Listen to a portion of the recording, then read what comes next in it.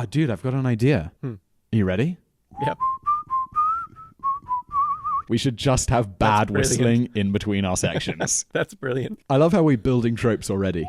So, you're listening to BrainFood Podcast, the BrainFood Podcast. I don't know what we decided on. We'll figure it out later. I'm Simon Whistler. I'm David Hiskey, and we did definitely decide on BrainFood. Okay. Just BrainFood. Good. This is a very smooth start to the podcast. I imagine most people listening have probably come over from our YouTube channel. I hope there are some people who are either listening back to the archives or have discovered us on iTunes. Welcome, random people who don't know who we are. We run a relatively popular channel on YouTube. YouTube with a CH, as people always point out to me. I say it in the British way. Yeah, and this is our podcast. This is not good. Do you want to start again? I thought it was going well.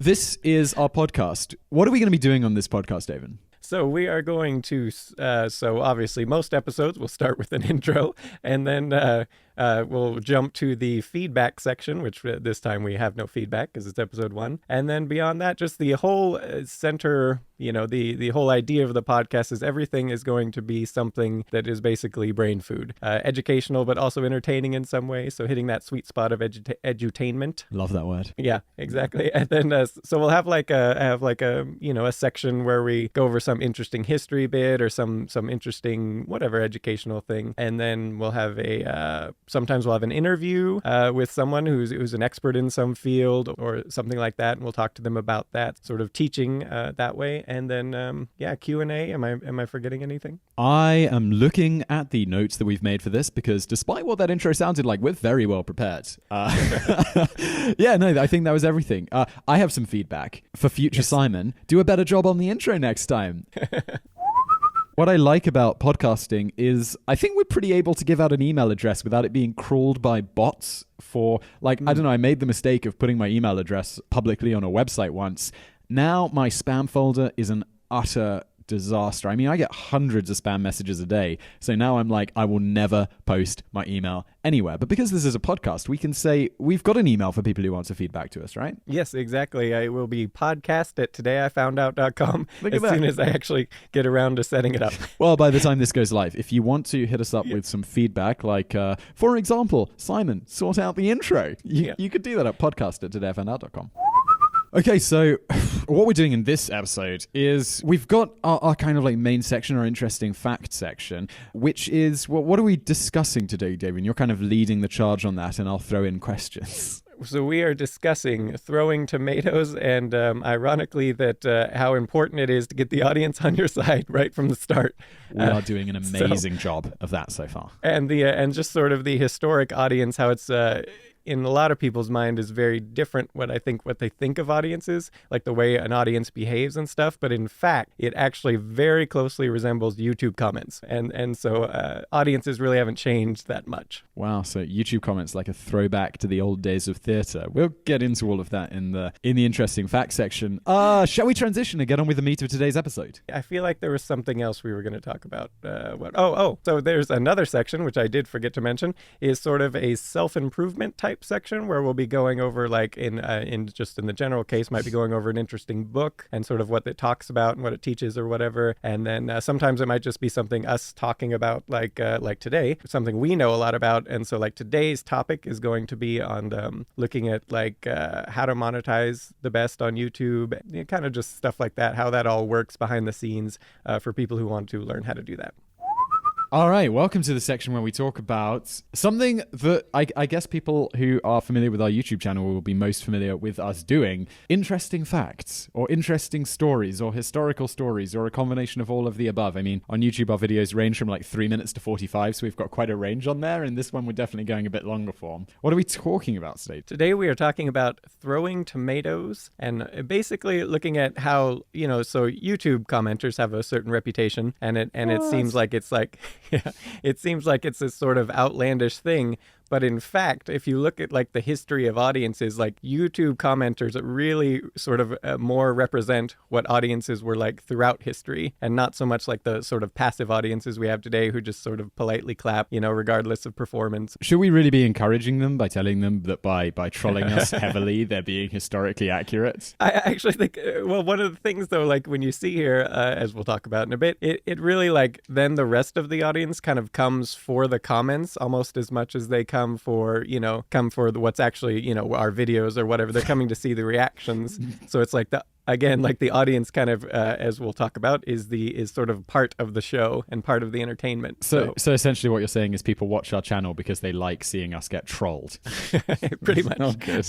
Welcome to Today I Found Out. Today, just troll me. Done. Closed off. So if we go back, we look at like in ancient Greece, you had this sort of like fan interaction constant. So the actors up there, they weren't expecting to just do a show and have a polite applause. The audience would throw stuff at them, or like if they were performing badly, or like heckle them, and like there was a back and forth between the audience and the performers, which was sort of an expected part of the show. Yeah. And we sort of see that same thing over you go to the Roman gladiatorial games and stuff like that, where the audience would throw food, like if the gladiators weren't doing what they wanted, or like a bad show or whatever, like they'll throw whatever into at them. I can imagine it with the Roman gladiators a lot more, kind of, because that's like an inherently enormously violent thing. But do you know what they were performing back in it? Because whenever I think of ancient Greece, I think of like really smart people giving speeches, and it doesn't, throwing. Yeah, they had plays and things like that. Obviously, you have those old theaters that are still, I don't know, some of them you can go visit, like the historic sites and things. And so they had these sort of, and you had the Academy Awards. One of those has like the masks, and it's sort of like based on that old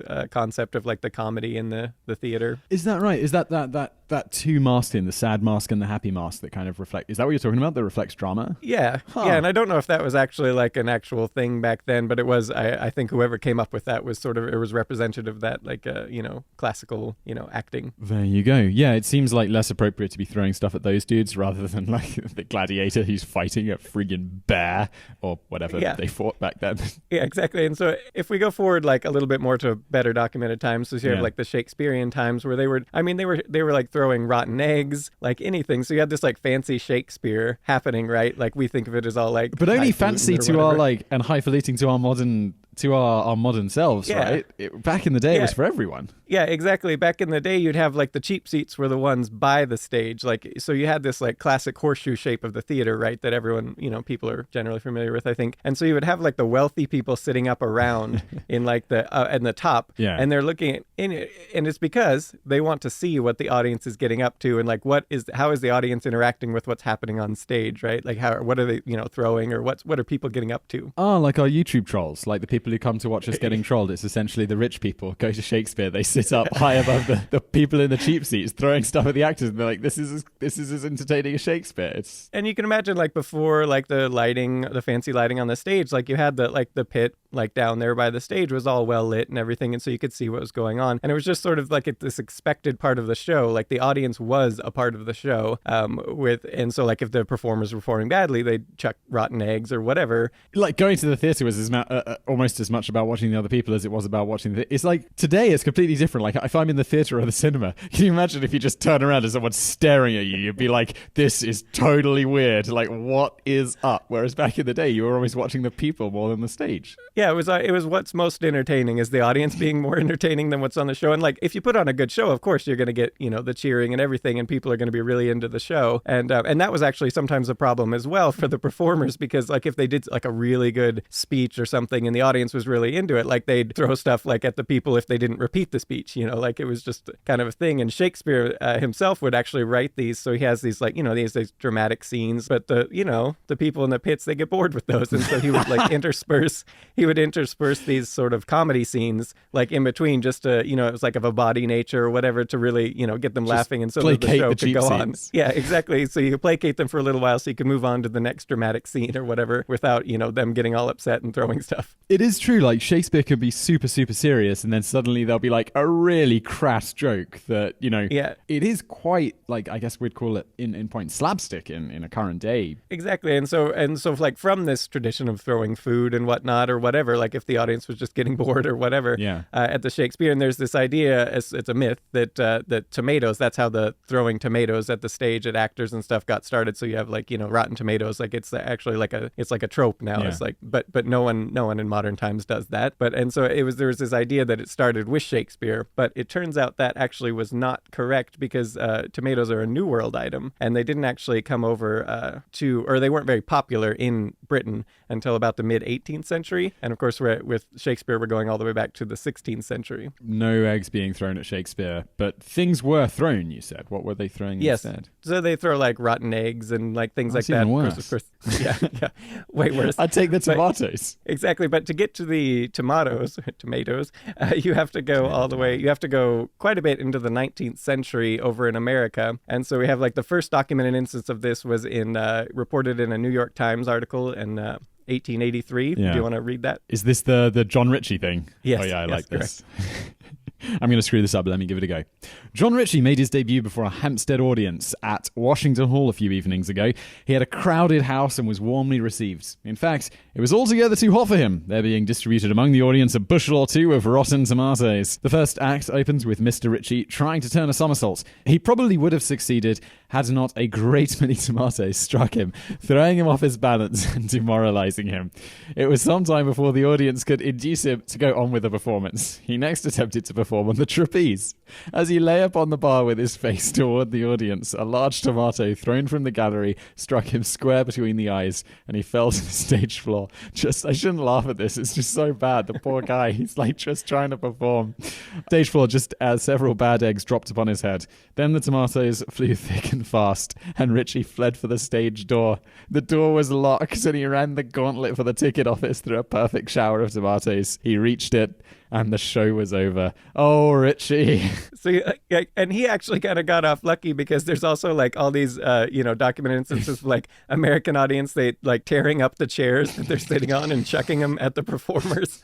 And like, I would think that would be much worse than like the tomatoes and even the rotten eggs, because you might actually get injured or impaled like serious bodily injuries from someone throwing a chair. This, you told me about this one before about the throwing of the chairs, and this I think is so funny because it's just so removed from what we're used to. Like this, the rotten tomatoes and the eggs and stuff is all good and fine, but like you just imagine some dude in his 19th century garb like gone to the theater, he just gets angry, he stands up and he starts tearing a chair apart. And you actually that's where so the movie Tombstone, there's this scene in there where the cowboys are all sitting in the cheap seats or whatever, and the actors are all just getting stuff chucked at them, and the audience is really rowdy, and then like the one guy, it sort of shows a pretty good depiction of how they controlled this. Like the one guy comes out and gives this great speech, and then like he wins the audience on his side, and instead of throwing stuff they start cheering, and it's like this was just like what the actors had to deal with back then. Wow, this is like in many ways it's much worse,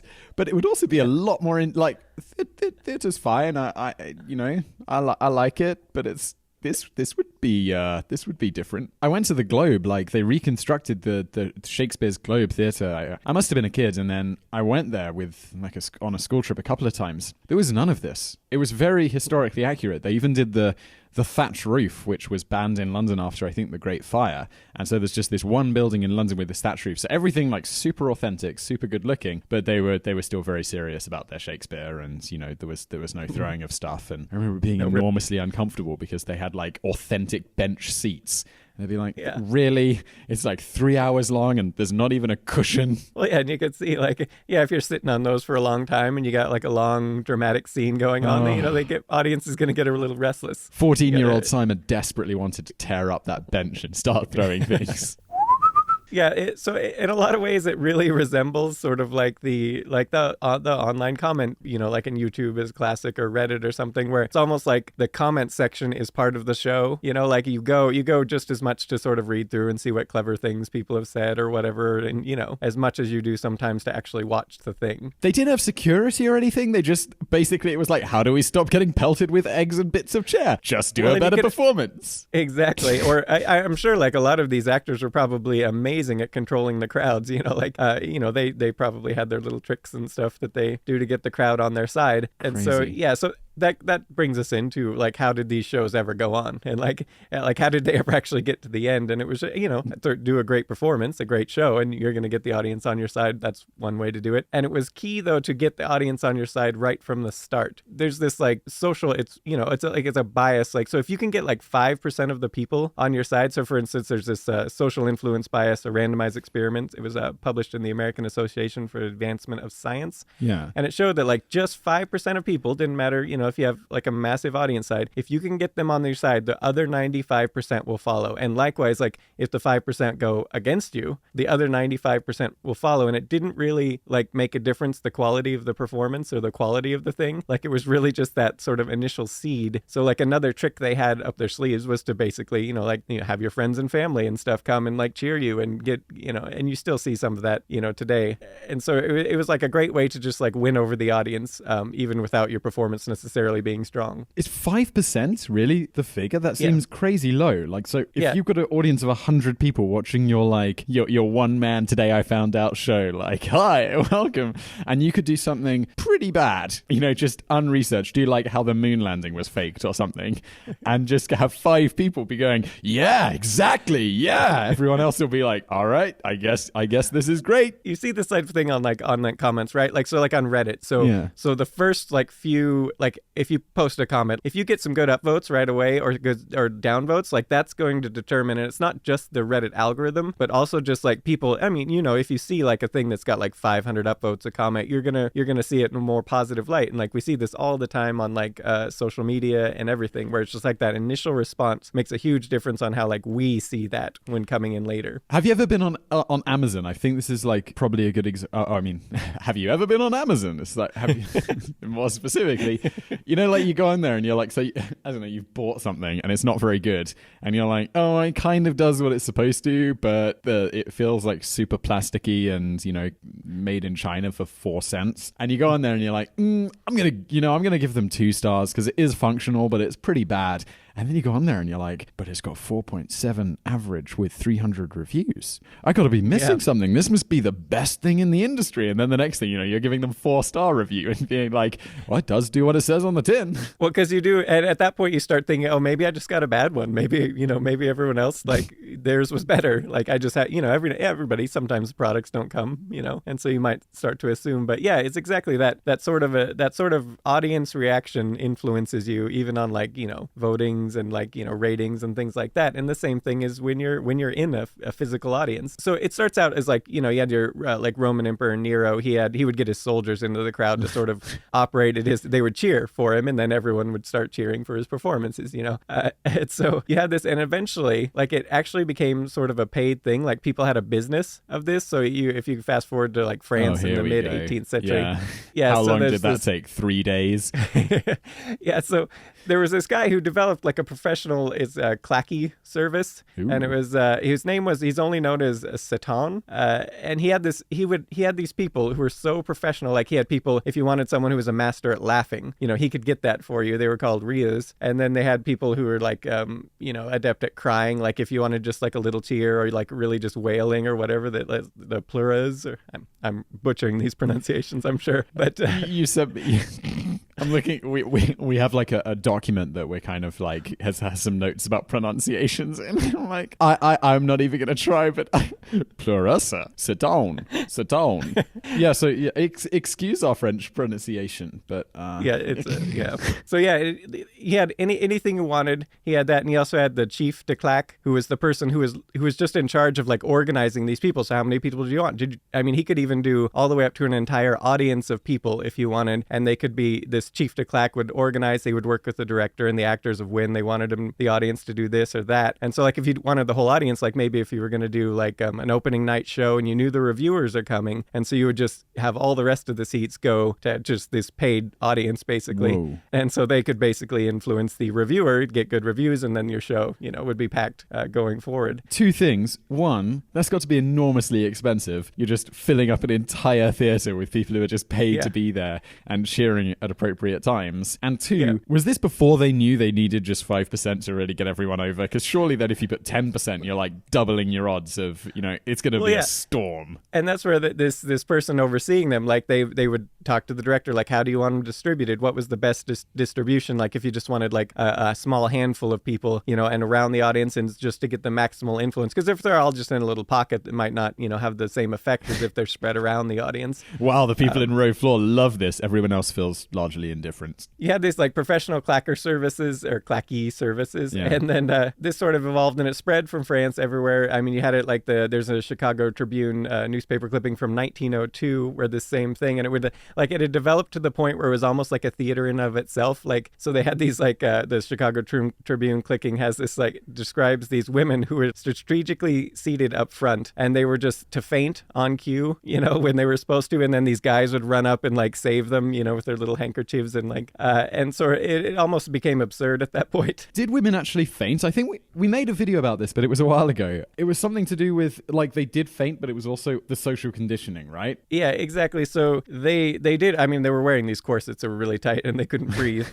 Great idea, guys. And so they had fainting rooms where they would go, like if they started to get lightheaded, you would go to your fainting room or whatever. And then, of course, there was just like the social aspect of it. They were expected, like if someone said something, a little bit risque or whatever, they were expected to faint from it. So to be ladylike or whatever. So there was a lot of faking going on as well. But it was actually sort of a thing for a time. Fainting room. That's amazing. Like, it's like, when someone's describing like their house and they're exceedingly rich, they're like, well, I've got my parlor, I've got a library, and it's like, I've got a fainting room. Well, and then it was what they did else in those fainting rooms. I don't know, we don't want to get the explicit rating, but yeah, that we'll just say that is how vibrators were invented. Yeah, and so not only did you have these, it didn't take long for people to realize, like, hey, if we can influence, they'll pay us to influence the audience positively. They'll probably pay us to also not influence the audience negatively. So you had this like whole like extortion thing going on where you would pay them to not come and boo and like turn the audience against you, even if you had a good performance. Oh, wow. So you'd have reverse clackers, whatever it was, the French word. Exactly. Wait, so I'd be running a play and I'd be like, this is going to be fantastic. It's the best play of the millennium. And, people would come and then everyone loves it and I'm being lauded. And then it's like, some dude's like, listen, man, I'm going to get 5 people into, or like, say there's 100 people there. I'm going to get 5 in and I'm just going to have them like give you a hard time. And then everyone else is going to think it's crap because have you read this study in the American Psycho or whatever it was? Obviously he hasn't because it was several years later. But yeah, that's a bad time. Yeah. That seems like straight up extortion. Yeah, it was exactly that. Wow. And a lot of these people, a lot of the clackies were actually aspiring actors themselves on both the positive and the negative side, and just, practicing their performances as well and getting free tickets to the theater in some cases. Wow, they're like extras. Yeah, so again, like you have this whole thing where the audience was a part of the show, right? And so like when did this change? Because like you say, you go to a Shakespeare play today, people are not going to be throwing rotten eggs at the performers. Let's go back to the breaking up the chairs, the dude in the like, I'm sure it's not accurate, but I just imagine him like dressed like Abraham Lincoln or something, in those like long tails thing, and he's just like ripping up a chair in anger. Well, to be fair, the people in the cheap seats were tended to not be in the fancy dress per se. Like those were the people in the upper, horseshoe looking down at the melee below, the performance. Sorry, you were telling me about when this changed, because obviously it's not like that today. Although I think if we ever do like Today I Found Out live show, I think we should encourage this, but we'd definitely have to seed it with like 5 people and get like some fans and be like, guys, listen, it's not very good. If nothing else, I really want like the Ig Nobel Prize where they're like throwing paper airplanes and trying to hit you with them, and like maybe the little girl who stands on stage and is like, I'm bored. We should do a video about the Ig Nobel Prize in and of itself and like highlight some of the best ones. And then maybe they'll give us one, because I really want one. It's very cool. They should give you one for the can shaking video. Absolutely. It seems right up their street. How do you get on their radar? I think I actually have to publish it in a journal, but I have all the data. I could. So it's not entirely silly. It is. That's unpublished. That's sort of the general idea. Is it's sort of like this actual like a professional research on something that's just like absurd. Like they had the one was like this person who invented a bra. It was which was also a gas mask. Like it was just a portable gas mask. Or they had another funny one, and I don't think they determined why, but there was a study on they determined that strippers earn more when they're ovulating in tips than they do true when they're not. Have you heard of the guy who cracks his knuckles? I think this may be the most famous one. Where Yes, it's like yes. the guy he's like, I think his mother told him when he was don't crack your knuckles, it'll give you arthritis. And so for his whole life, he just doesn't crack one hand and just cracks the other continuously. And then it's like 60 years later, he's like, look guys, sample size of one, but come on, nothing happens. So you had this thing start to happen where like audience interaction was expected, and the performers would, the shows were meant to interact with the audience as well. There wasn't like this fourth wall, but that like with advancements in like stage lighting and things like that gradually started to change, where the focus shifted to being what's on stage is the show. Yeah. And so you sort of had this like gradual change, and it's quite recent in history, like obviously from that like 1902 Chicago Tribune article. You see, like it wasn't that long ago that it was still the rowdy audiences. And then so you sort of had this like now the performers were starting to do like pretend that what was happening on stage was real and not just sort of like make believe or whatever. And so it became more and more expected for the audience to sort of to not break that fourth wall that was sort of like went up. Wait, so this is so much of what we see now, it's just I'm so used to, it's very rare to watch something on the stage that is not basically the actors are in their own little world and they think it's real, essentially. That's what they're pretending. Yeah. So this is a relatively recent invention. Yes, so you had this like shift in that. Like before that, you interacted with the audience. That's what you did. The audience was there. They know you're actors or whatever you're making believe. This sounds more fun. In some respects, I'm sure, like for the people sitting up above, because I'm sure to be in the pit would probably sometimes, especially like in the front row, wasn't the most fun, because you're probably also getting hit with eggs and stuff, if the performance is going bad. Time, yeah. But like, and so then as you had this happen where like the audiences gradually became more passive in the performance, where, the fourth wall goes up, you start to have where now all of a sudden the wealthy patrons sitting up high and way back, they want to sit up front. They want to see what's going on the stage. The audience, below isn't doing anything. So you had this shift where now like the seats got more comfortable there. They throw out the wooden benches, like you say. And so now they're sitting up front. And you can imagine like these people paying a lot of money to see these shows sitting up front are not appreciating like if stuff's hitting them that's meant for the actors on the stage. So the rules started to get more strict very quickly, to where it was no longer like this was no longer accepted as in theater. They ruined it for everyone, didn't they? Except for the actors. They probably appreciated it. Probably. But you still see this, like, so there's still elements of this you see in a lot of different, like not in theater and not in maybe like, things like that, but you see it in like comedy shows. Like you go to, especially like when comedians are first starting out, right? You see these like, if they're not particularly funny, they're going to get heckled. Yeah. Exactly. They're going to get heckled. And if they can't deal with that, like they have to become very good at dealing with that, or else, the hecklers will turn the audience against them. And you see that again, the hecklers influencing the rest of the audience. You were talking earlier about, they must be masters of controlling a crowd. Like I love stand-up comedy. I've been to a bunch of shows and it's like these guys if they're good, they're masters. And I've been to like, open mic nights where it's people just starting out. And it's like, if they don't get that under control, it's like they are done. It's so cringy. Yeah, exactly. And they might kill the show beforehand. But before that, it wasn't necessarily like the audience might not necessarily mind if they finished, if the show ended early, because it was, they wouldn't have been reacting that way had it not been a crappy show in the first place. Yeah. And so the audience, throwing stuff and heckling is more fun to watch than the show going on. And so, yeah, it's the same sort of thing at the comedy shows where you have some of the cringeworthy comedians just starting out. Yeah, that's true. It's always a lot about, and I imagine it must have been the same with Fast, just how do those actors deal with it? And you got the opposite, the comedian who's just like someone heckles them and the comedian just utterly destroys that person. And it's just exactly. That's the most satisfying thing.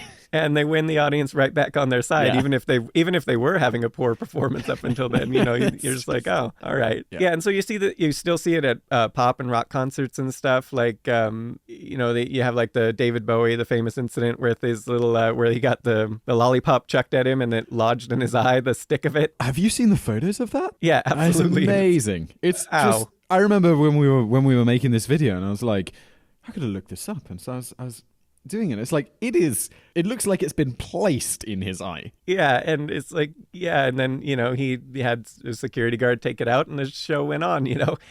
But yeah, so you still see that sort of thing. And then going back further, like the Beatles, obviously, with the Jelly Baby incident. Oh yeah, the little bullets. I love this one. Yeah, so you have like for those not familiar, you had like so George Harrison says to some news outlet that his favorite treat is Jelly Babies, and so for about a year from 1963 to to 1964. So it starts in the UK where they're throwing jelly. Everyone just starts hucking jelly babies at the Beatles during performances. And so then they go over to America where they don't have jelly babies and they have jelly beans. It's really important to point out these are really different things. Would you like to describe jelly babies for everyone? Yeah, I mean, we have both jelly beans and jelly babies, but jelly babies they're bigger, for one. They're maybe, I'd say, twice as long as like a standard jelly bean, maybe even a little bit more. They're less heavy, they're less dense, and they do have like a hard outer casing, but it's really weird. Like, anyone who knows what a jelly baby is, who's listening to this, will see where I'm struggling, because it's kind of like a crusty outer layer that's kind of like maybe slightly crystallized sugar, and then you can kind of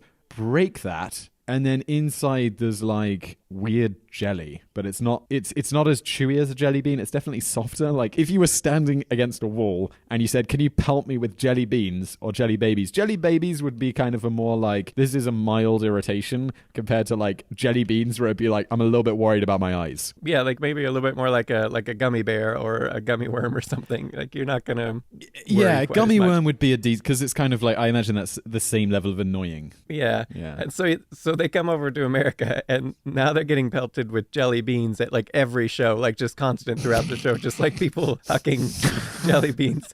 And so like George Harrison has this great quote from a show in Washington, D.C., which you want to... Oh, do you want me to read that? I see it right here. Yeah. I'll, again, we're like pussyfoot around the explicit thing, so he probably didn't say exactly this, but that night we were absolutely pelted with the things. To make matters worse, we were on a circular stage, so they hit us from all sides. Imagine waves of rock-hard little bullets raining down on you from the sky. If jelly beans traveling about 50 miles an hour through the air hit you in the eye, you're finished. You're blind, aren't you? We've never liked people throwing stuff like that. We don't mind them throwing streamers, but jelly beans are a bit dangerous, you see? I think that "you see" at the end, I feel, is the most British thing anyone could ever say. Like, you see? Exactly. And so they had to deal with this for like their entire tour. And it even like, there was a report, they had a show in 1964 in San Francisco where it got so bad that they actually fled the stage twice. And like, they were like, we're not coming out until you stop throwing jelly beans at us. You still see this sort of like elements of these classic audiences here, like even some more modern day stuff. And like sports is another example. So sports, fans can be pretty rowdy sometimes. And so you have like baseball games in the early 20th century where this rowdy audience thing was still going on, was like, so the players at this time would just sit along the field. Like, there wasn't like a dugout at first. And so the fans were right behind them, and just, baseball is a game of failure. So there was a lot of reason to heckle and, taunt and things like that. And that was actually part of the reason the dugout got invented in the first place, was to not only get the players out of the way of people paying to see or whatever, but also just to have that barrier between the fans and the players. You're going to need to do some over-the-pond translation. I don't even know what a dugout is. Also, like, baseball has this unique, like in basketball, you have like the players sitting along the sidelines or whatever. Yeah. They're really close to the like in basketball. I'm always surprised, like, the audience are right there at the side of the court. Yeah, in baseball, it used to, and to some extent, baseball's still like that, but there's a little bit removed. But yeah, so you had kind of that same thing, and so the dugout is actually like dug into the ground, like it's below field level, and so you kind of like, if they're standing up, their kind of eye level is, maybe a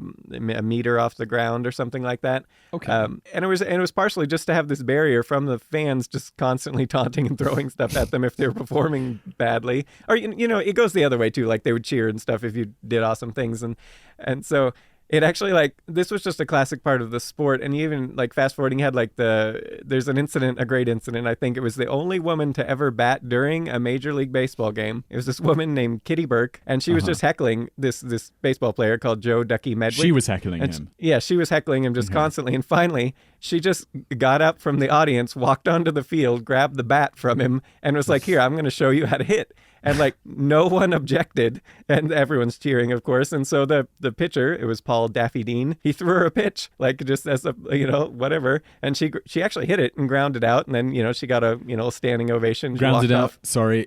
Okay. She hit the ball. But I gotta watch a baseball game at some point. So, because I know you're really into it, and then we can. and then we can. I saw one. I was in Las Vegas, and they had it on the big screen, so I put like $20 on the game, and I watched it, but I didn't pick up the terminology. But sorry, carry on. So she hit the ball into a fielder, so she didn't make it to first base, basically. Oh, but, okay. So but you have this sort of like the audience didn't care because the audience this is entertaining, right? And that's they're paying to see entertainment. So even though she was interrupting the show, so it's like almost like this classic audience thing, and you still see that today. Like like at a baseball game or soccer game or whatever, you'll have like a fan running out on the field sometimes, right? And it's totally interrupting the play, but in general, the rest of the fans really love it. Like they'll cheer and like especially if the fan running around on the field can evade capture from the security guards for like a while. Like it's a great, like everybody loves it. Yeah, I'm in two minds about it. I gotta say, okay, so like if you watch a football game and there's a streaker or something, I'm not a soccer game, sorry. And it's like, I'm not a big soccer fan. For me, this is like super entertaining. I'm like, this is awesome, kind of random disruption. But then I'm also quite a tennis fan. If someone shouts out, there'll just be the stern umpire and it'll be like, quiet, please. Quiet, please. That's interesting because you can see like the tennis is probably a little bit more like a highbrow sport, I think, like the fans that go to it. And so it's maybe a little bit more proper or whatever. And you see this like if you go to a American football game or a baseball game, if you go in the cheap seats, you get that rowdy audience still, wild. but they're just too far from the action to really hit somebody. If they still throw stuff, like if you go like and you sit below these things sometimes, or you're in it, like people throw stuff still. And so it's like this element of like the classic audience is still there. It's just more muted because there's a lot more rules, and like you get kicked out of the stadium if you interrupt the play, or like if you run out on the field, like in baseball, at least you're going to spend the night in jail. Like that's seriously what's going to happen to you. Yeah, or at least at the I should say, I believe that's the same everywhere. But like if you go to like Safeco Field, the Mariners, like you get to spend the night in jail if you go out on the field. And so there's these rules. So it does like, sort of. How did you get your criminal record? Well, potential employer, let me tell you a story. Well, and you might have great video footage if like this, if you ran around good and then made the security guard like clotheslines you and like a great takedown, But the audience loves that, right? And so it's like that same thing, like classic. They love to watch. The audience was part of the show, and if the audience was more entertaining what was happening on stage, like that's great. It's still entertainment, right? Yeah, I like it. I think there's always a place. Like I would not be objected, like taking it all the way back to the start, if there was a theater. Although, okay. Pantomime, though. Do you have pantomime? No. Okay, so do you know what pantomime is? Do I need? Because please describe it. Like vaguely. It's like a super. At least I wasn't sure, but I guess it's a super British thing. It feels incredibly British. I personally hate it. It is this kind of interactive theatre. I mean, no one's like dressed like Lincoln, breaking up a chair and throwing it at the stage. It's really interactive. So there'll be like the classic example I could probably give is there's a man on the stage and then there's like another person behind him, and he'll like pretend that he doesn't see this person. He'll look behind him and the guy like hide behind like a bush, and the audience will be like, he's behind you, and the guy looks behind him and he's where, and they'll be like, he's behind you, and obviously it's really targeted at children. And I was just thinking, like, how fun it would be to have like some theatre where there's more interaction, like there is at sports or at concerts and stuff. But then it would be pantomime, and I'm like, I really don't like that at all. Well, from the sound of that level of entertainment, I think you kind of need the audience to do something entertaining. With pantomime, so you need the audience to start throwing stuff, to be quite honest. That would be a lot more entertaining than that sounds. I don't know. Maybe watch it on YouTube. If there hasn't been, we need to do it. What is pantomime? Explained for the rest of the world. This could be sound more boring than the like cardboard box article we did. Okay, here we go. I looked it up on Urban Dictionary because, why not? A truly mad Old English tradition still performed today of rampant, cross-dressing. Cross-dressing's a major part of it. And a carry-on style humor performed on stage primarily for kids. Extremely popular at Christmas and always traditionally contains the phrase, it's behind you, no matter what the production. This is amazing and it's so true. It's also the place where Z-list celebrities or Z-list celebrities earn their keep. And then the usage example is completely hat stand. All Americans should catch one when in Blighty. It will pop their heads. It just sounds so awful. Oh, it is. It is truly awful. I got dragged to one of these when I was way too old for it. I think my dad basically refused to take me. And then I'm from a step family, and my stepmom was like, look, your children, they have to go to a pantomime at least once in their life. So Rach, my stepmom, she took us all to go see a pantomime, and then I left, and I was like, Rach, I'm really sorry, but I'm with Dad on this one.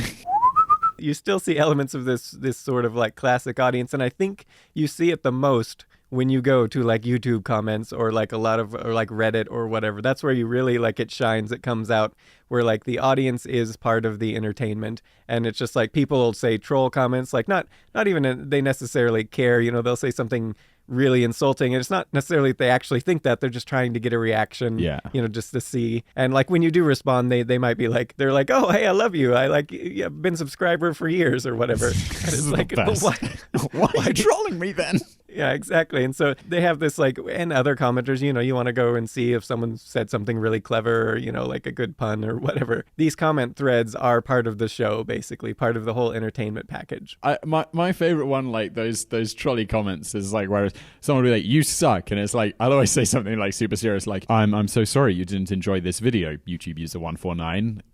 Hopefully we'll do better in future. And then they do exactly what you say. I'm really sorry. I didn't realize you were reading these. I really like your stuff. And it's like, thank you. Stop being a dick. Well, exactly. And so you have this, I do think in that respect too, you have this sort of like, there's this like celebrity you, and then there's like, oh, you're a real person. You don't, you know, there's this distinction. So there's this great example of this. There's this baseball player called Robinson Cano, which I'm sure you've never heard of him. Nailed it. Yeah, he's one of the most famous baseball players.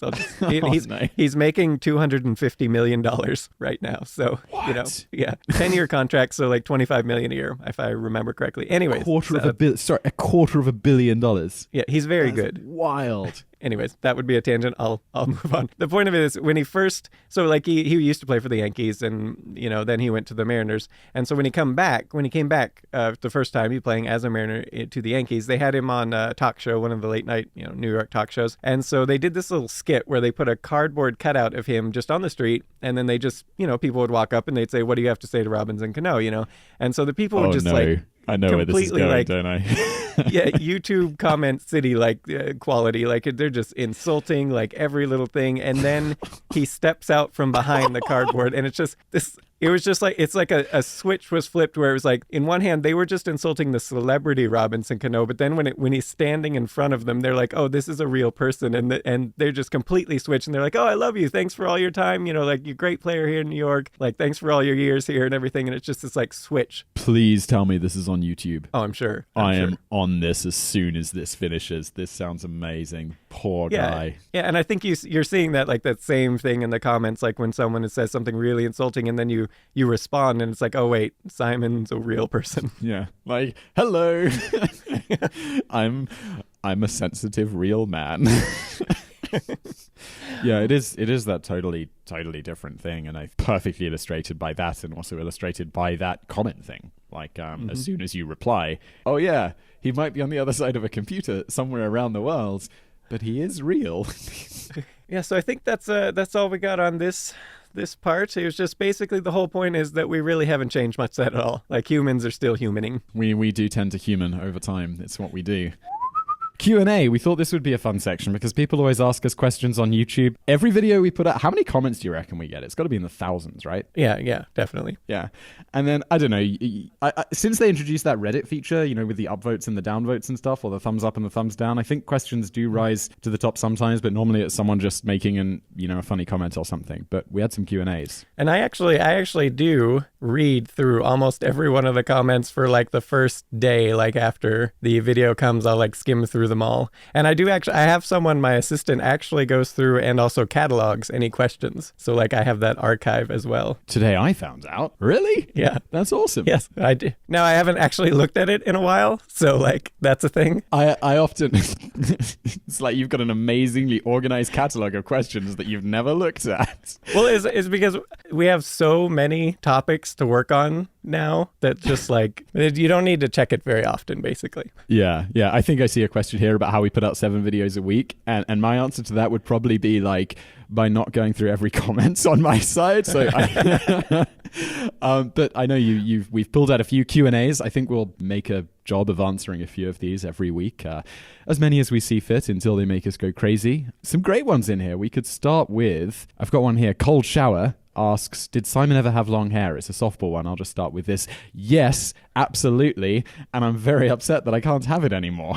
So like, when did you lose? When did the hair start going away? I don't even want to talk about it. I'm 30 years old now. I have been bald, like fully bald, for a good 2 years. I have been balding since I've been maybe like 23, 24. Yeah, it's and I was like, that's like Patrick Stewart-esque. Yeah, it's pretty bad. I'm hoping like I have that immortality gene or whatever Patrick Stewart has, because he kind of looks very similar to how he did in the 90s. Yeah. I remember looking at, there's that episode where he grows into an old man where he gets taken inside that, spoiler alert, by the way, for anyone who hasn't seen The Next Generation, like 1993 episode or whatever, where he gets taken inside that computer program or whatever that simulates his entire life until he dies and he learns to play the flute. Do you remember that one? Yes, that's a great episode. It's one. I think it's one of the best. It's called The Inner Light, I believe. Oh, well, there you go. All of this. Do you get, I know I have European Netflix. Do you have Star Trek The Next Generation on Netflix in the US? All in HD. Absolutely. And it's amazing. Mm-hmm. Like, you can see how it's not shot for HD because Patrick Stewart's like little wispy hairs will be like all going crazy,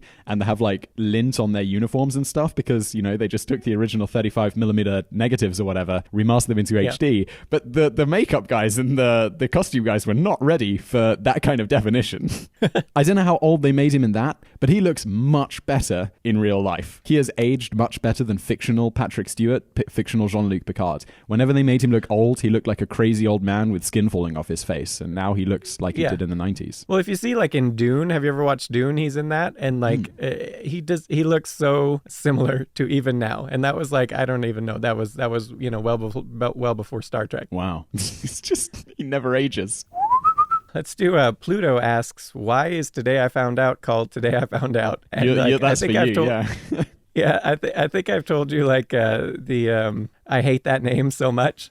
Like, so like when I originally came up with the site, like I did not think it would do anything. Like it was more of like, okay, I'm procrastinating a lot, looking at like, you know, interesting facts and reading stuff instead of like, you know, whatever, working on my little side businesses when I was in graduate school. And so I was like, all right, now how can I make this productive? It was like my thing. And so then I was just like, okay, I'll start this site and whatever, it'd be like a little hobby and, you know, whatever, it'll probably not do anything, but, you know, then at least I'm being productive in some way, you know, on this. And then, so I did that. And so I, you know, they had like the Today I Learned subreddit. So I was like, oh, whatever. Nobody wants to learn stuff, but everyone likes to find stuff out. So I'll just go like, Today I Found Out. And then like my alternate, I did give it like a little bit of thought. So like my alternate was like I think it was Now You Know was going to be my alternate. And I don't know if like the domain wasn't available or something. But I ended up going with the Today I Found Out. Like, not much thought. I really should have picked a different name because it's just like, it's horrible for branding. It gives the wrong impression. It totally gives the impression of like, oh, you're just like reading Today I Learned and then like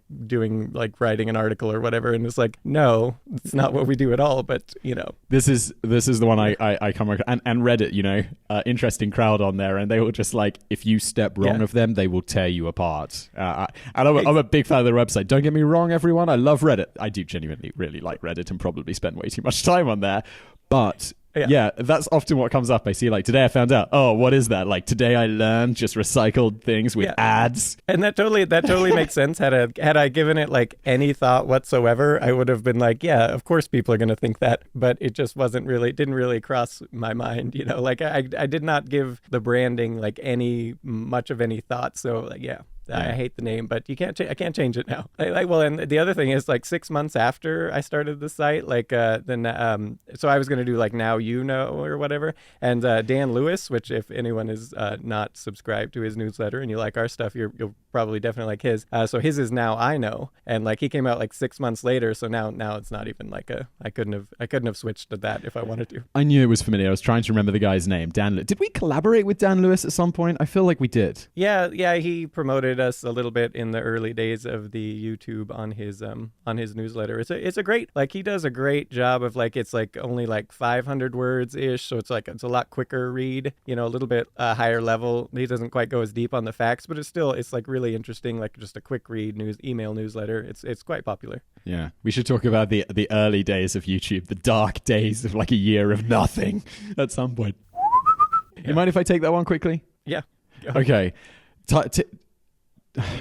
Come on, really? You have a username that I'm not going to be able to pronounce? Are we really doing this? Tictian? Do you see that? Tictian? Do you know that? Is that just a random word, or is that something I'm missing out on? They're going to be like, actually, that's the Chilean name for a man who lives in the jungle. And be like, oh, come on. It'd be like, I might pronounce it like Tiction or something.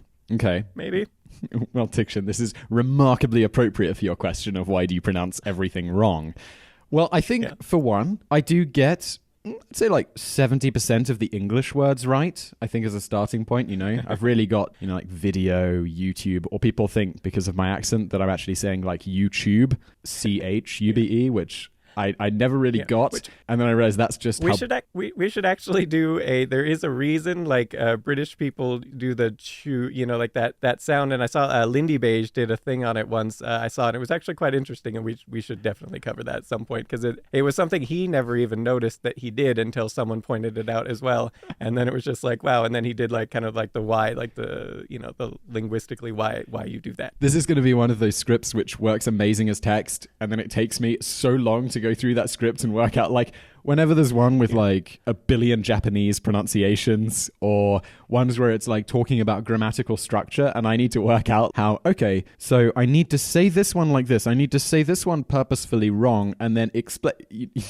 But yeah, no, I look forward to that. So YouTube. Getting back to the question about pronouncing everything wrong, basically, when I'm recording a video, there are a few sites I go to, and related to the amount of stuff we produce, there's the main one is Forvo, which is like a giant pronunciation dictionary, forvo.com, great website. You can just plug something in. So before we were doing this, we were looking up the French pronunciations for today's main segment, and it's like Parmentier. And then you kind of do like Parmentier. And one reason is, you know, maybe they don't have it. There's another one called Howjasay, which is HOWJSAY.com. This is one guy who seems to have read the dictionary, every word, correctly. I imagine he's now in a mental institution somewhere because he absolutely went batty from doing that. But it's amazing. The reality is, if it's some like little-known politician from the 1980s, they're not going to be prominent enough to have their name in one of these things. Yes, I could probably go onto YouTube and do a ton of searching for like an interview that they did that someone has uploaded, and then scroll through the hour-long interview until they say their own name and then attempt to get it right. The reality is that takes, when you've got 10 of those per episode, it's unlikely to happen. You know, I say it's unlikely to happen. I could absolutely spend the time doing that, but then you guys wouldn't get a video a week, you know. It's just then there's the fact that you'll find like contradictory ones all the time, where like you'll find like 5 different pronunciations, and they all seem like the person knows what they're talking about. You know, some of them be like, oh, native speaker or whatever, but there's like several native speakers who have different way of pronouncing it, and you're like, okay, which one? Right. Or related to that, do you want to pronounce it the way that they do in that country, or do you want to pronounce it the internationally accepted way? And then you'll get people saying, oh, you know, we actually say it like this here, and it's like, I know, but most people around the world say it like this. And then there are some which I just get absolutely wrong because apparently I'm dumb. Like, yeah, sometimes you just think you know how to pronounce something. Like that happens all the time. Or like even when I'm writing an article or something, like I'll think I know what a word means, but then it's like, no, I don't actually know what that word means at all. I got a particularly embarrassing one.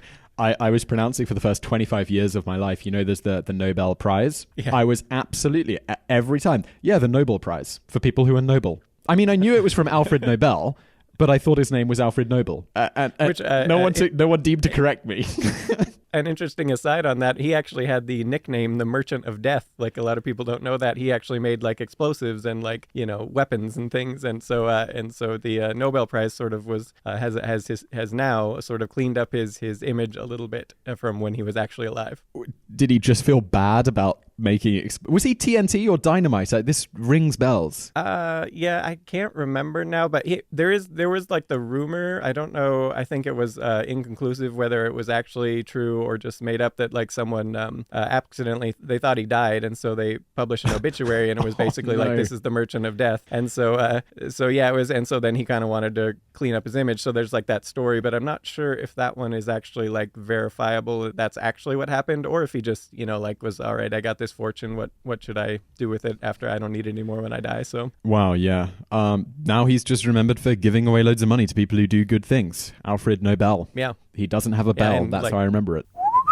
Pick a question, man. What do you see there? What do you like? Okay, how about this one? Why does Simon's accent sound so fake? By let's see, Sidey Stracker asked that. I don't know. I'm hoping that this kind of podcast lets people know that this is how I actually sound like. I'm not secretly from the Midwest, and I, actually just put on a fake British accent so people think I'm smart or something, which is a whole other topic to talk about.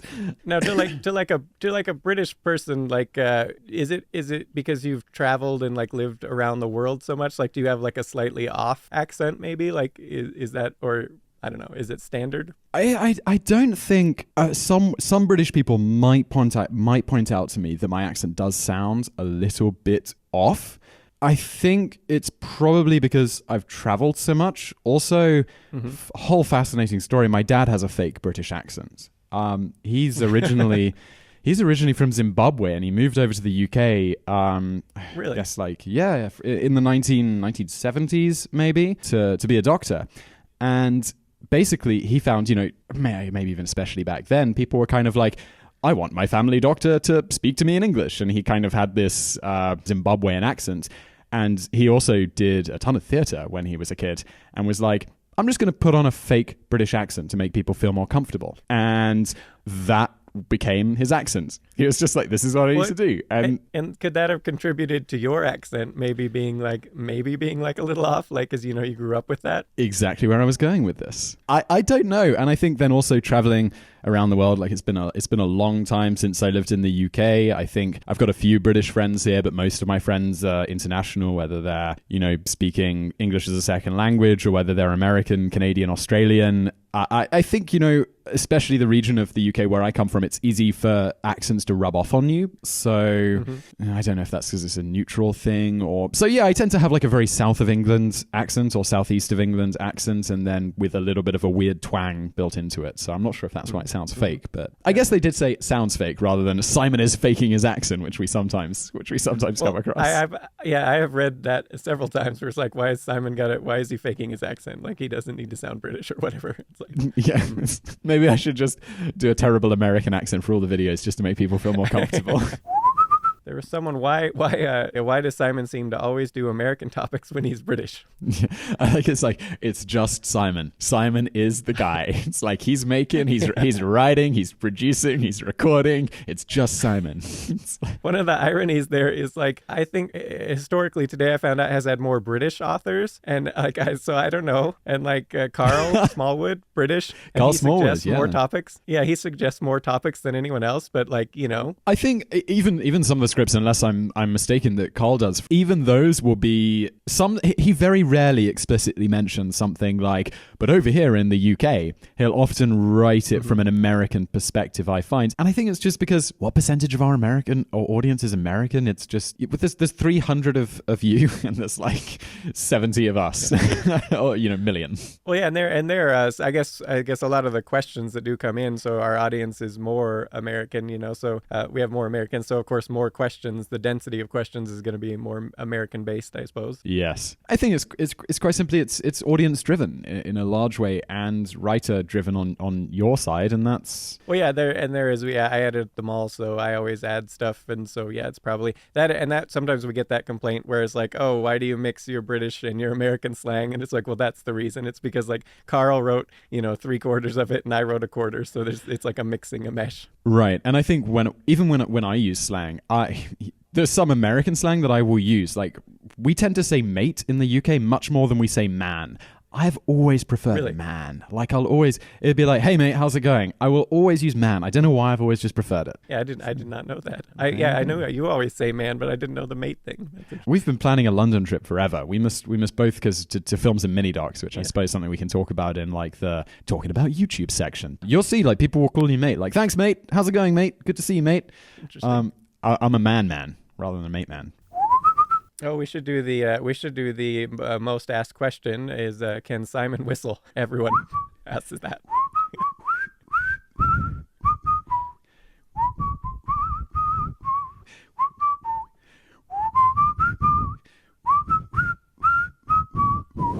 Yes, I can whistle. Not particularly well, though, apparently. That was me. We didn't stitch it in later. That was good. Oh, thank you. So you caught me off guard. I would come up with something better than... I didn't even know what that is. To me, it's always Hitler has only got one ball, the other. I'm sure it's actually a more famous tune that I'm unaware of. Maybe so. Do you know? Yes, I do. Let me think. We could Google it right now. What is the tune to Hitler has only got one ball?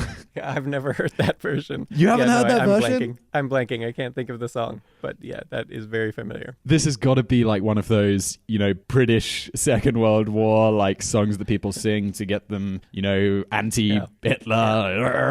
I'm Googling it right now. Hitler has only got one ball is a British song that mocks Nazi leaders using blue comedy in reference to their testicles.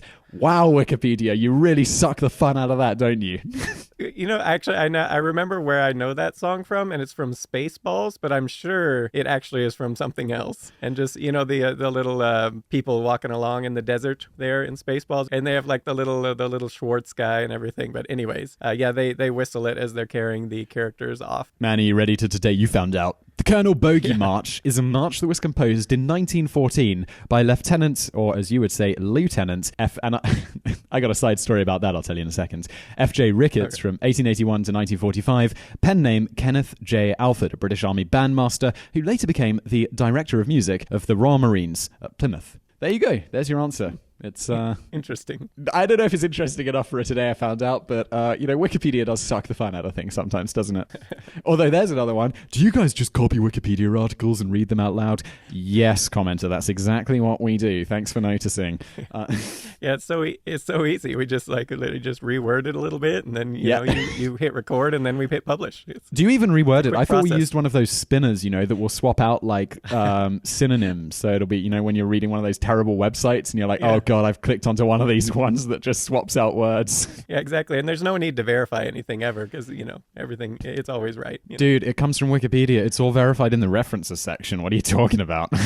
So, Lieutenant, I'm a massive Star Trek fan, and I would just watch this, I was growing up in the 90s, and I think it was the rerun on television of Star Trek The Next Generation that was kind of my growing up one. I never got into DS9, Deep Space Nine for non-Trekkies, but then I got massively into Voyager. They're all lieutenants. Like it'll be Lieutenant Tom Paris or Lieutenant Commander Data and all of these guys. When I was at school, I was in like the Navy cadets, and you'd have to address people, and the head of the section was the lieutenant or the lieutenant. I got into so much trouble because everyone else would have no problem pronouncing it lieutenant, and I'd always just been so ingrained with Star Trek that I'd always be yes, lieutenant, and they'd be like, you're not an American, Simon. So you were already getting that complaint, like even in your youth, like you can just. I've been pronouncing things wrong since 1987. What was the question again? Did we answer the question? Can Simon whistle? Yeah, we went on a tangent. Yes. There we go, yeah. Also, if people want to hear me whistle, I think I uploaded 2 exclusive whistling videos to our Patreon, and I think we had a conversation about not plugging the Patreon on the first episode. But hey, the Patreon, you want to hear me whistle more? Okay, so self-improvement today. I think we had YouTube on the agenda, right? Yes, we are all about monetization, because that's something, like, I feel like that's something, like, you and I and, like, people we kind of talk to, like, we all know this, like, and it seems very obvious, but then when you go to, like, the comment sections, it's very, like, because we're in the industry, when you go to the comment sections, like, nobody seems to really understand, like, how all this works. It's a good idea. I think even when I talk to other creators, sometimes we definitely have some misconceptions about what means what. Like, I was talking to someone the other day, and we were talking about like CPMs, or like what the average amount of money you get for 1,000 views is, and they were saying like I think we can't actually mention specific values because otherwise YouTube would get angry at us, but they were saying some amount that was double what we were doing, and I'm like, really? Whoa, that's crazy. What are you doing, man? I gotta get on this. Like, that's crazy. And then it turns out he was basically just talking about the pre-Google cut figure, Oh, yeah, that's a very big figure. Yeah. So it's just like, wow. Google like the money. And then I was like, oh, okay, now I'm less excited because you're making about the same like everyone else. Yeah. Except for like Linus Tech Tips, who make, more because gotta get on that sweet tech money. Do you think Linus Tech Tips, because do you think that Google money's better? Yeah, I would absolutely. If it's anything like website ads, I can say that, like, yeah, it makes a huge difference what your genre is on there. Yeah. And so we do educational and you do a lot of other educational stuff. So I imagine it's all pretty similar. And we probably get more of the general ads because it's not like Encyclopedia Britannica Britannica's advertising, Encyclopedia Britannica is still a thing. And so like we get kind of the generic. So yeah, I would imagine what we get is sort of like what most people get. But then you do have these like industries like tech, and those tech ads, they pay a lot because graphics cards, they're expensive. Computers are expensive. The advertisers can pay more and still get a profit. Yeah. And then of course the in-video ads, which we'll talk about in a little bit, they pay much, much better than you get normally. Yeah. Dude, I am so familiar with the cost. You were helping me build a computer a couple of months ago, and I am now so familiar with the cost of graphics cards and processors, and it's like, yeah, I can see why those ad rates go up. And you pay double for some reason. I believe we were trying to work this out, or I was trying to work this out, because it is so much cheaper to buy computer parts in the US. Because you were sending me like, here's a great processor, you should consider getting this, and it'd be like an Amazon com link, and then I'll be like, all right, well, I'll look that up on like my closest one's Amazon Germany, and it would be like more in euros or more in pounds. And you're like, how does this work? Well, I think for one, there's a 21% sales tax just on top of pretty much everything right away. And then I think the parts are just more expensive anyway. So it all kind of sucks. We could start and talk about like CPMs and this sort of stuff. Yeah, there's like the terminology of what does CPM mean? My understanding of it is you don't really get paid by CPMs, but they work out something called an effective CPM. So basically, if you get 1,000 views on YouTube, it's the amount of dollars you get per 1,000 views, essentially. But it's all based on clicks. Is that right? Am I on? Yeah, absolutely. And so like on a website, you might have a cost per click thing, but on YouTube, I think they sort of mesh it on YouTube where they present it as the CPM, like you said, the effective CPM, but I think there is some of the click in there. Like you do get paid for the click, and then so they're just sort of averaging out. But there are ads that are strictly CPM, like they're really like a Coca-Cola or something that really just wants to, they always just want you to see it to sort of like be influenced. And so there are advertisers that do that, and then there are the cost per clicks and the cost per actions and the the CPC, CPA. But it basically all boils down to that fight. Like I don't think they even give you much more granularity on they don't tell you what Coca-Cola's paying for and what GeForce graphics cards are paying. It's all it's all averaged out into that final important figure, which we can't tell people because it's against Google's policy, but I'm fairly can we be like vague? I was about to be very vague, and it's kind of like, if you Googled this, you might find people discussing that it's about $2. Yeah. Thereabouts. Ish. Yeah, ish. And it, depending on the month, so one thing people probably don't understand is that ads very much go on like quarterly and, like what time of the quarter it is. So like I had this explained to me by an ad person I was just like, why is January so much less, or why is the first month of the quarter always so much less? And then the last month is always so much more. And then towards the end of the month as well. And he basically said, so they have their budgets, right? So the ad agencies have their budgets. So, like Coke will have their advertisement. How much are we going to spend? They'll have whatever number that is. And so they'll give it to their teams, their marketing teams, and they'll go out and they'll go, okay, so we have a quarter. Some places have a quarterly budget. Some places have an annual. Some places do a monthly. And so what it ends up being is, so like at the start of the month, they're trying to get good deals, right? So they're gonna lowball everything, and so the ad rates go down in the start of the quarter and so on.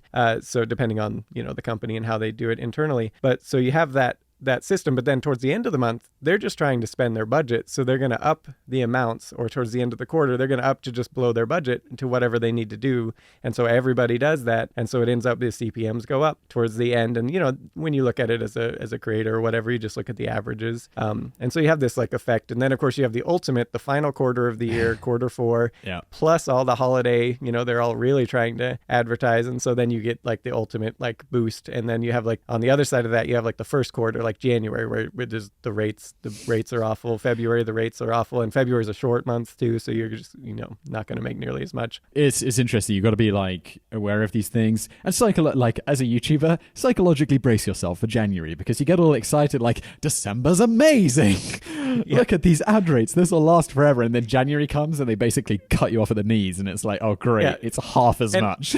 It can totally be exactly half as much like that. And you average the two out, and it comes out okay. Yeah, But yeah, comes out you just slightly have less to a month know. than normal, maybe. Yeah, exactly. January's always brutal. Like this January was pretty okay for us. I felt, but Yeah, it was. probably We had those like 3 videos that randomly took off. Like, so the CPMs were still bad, but like the actual views more than made up for it. it's just a shame we didn't. Like, I would take a really bad January Yeah. and swap those videos out. I wish we'd done those videos in December. But I think also Yeah. part of the reason that might happen is because a lot of creators, like, very quickly you realize, oh, December's amazing because either you've been through a December or everyone's telling you December's amazing. So everyone ups their production. Like, people will release more videos, there'll be more competition, they'll save all their... Like, we certainly save some of our best stuff for that couple of weeks before December because, you know, we know it's going to be big. Yeah, and we did that double video run for a week, you know, just to take advantage as much as possible. And then January rolls around, and while we keep up our schedule of doing one a day, I think a lot of people are maybe a little bit burned out from December. There's less competition. They've got less of their best stuff coming out. And I know people who actually like literally just,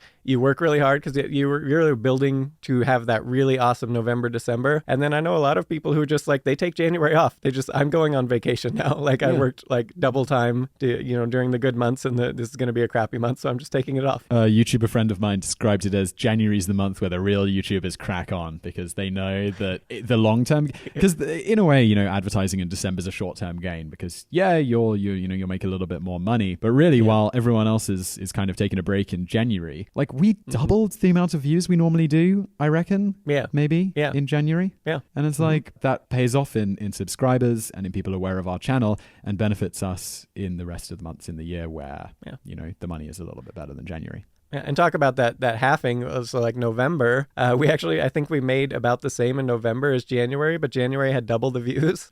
So I mean, both November's a great month and January was a good month because it doubled the views. But like that figure of you make half as much money in January is so like depressingly true.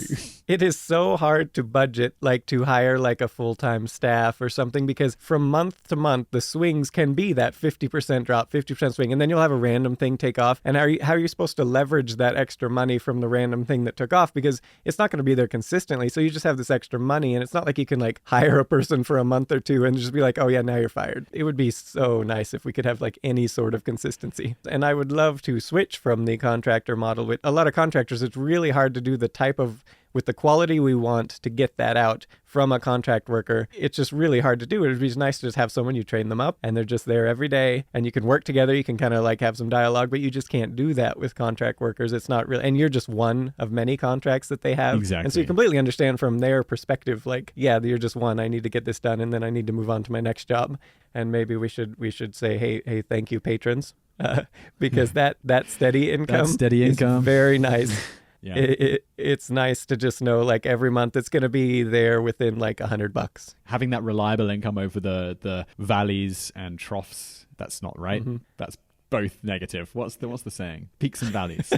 The valleys and troughs of YouTube. The always misery. Well, that actually, many people might describe that's the way YouTube ads are going nowadays.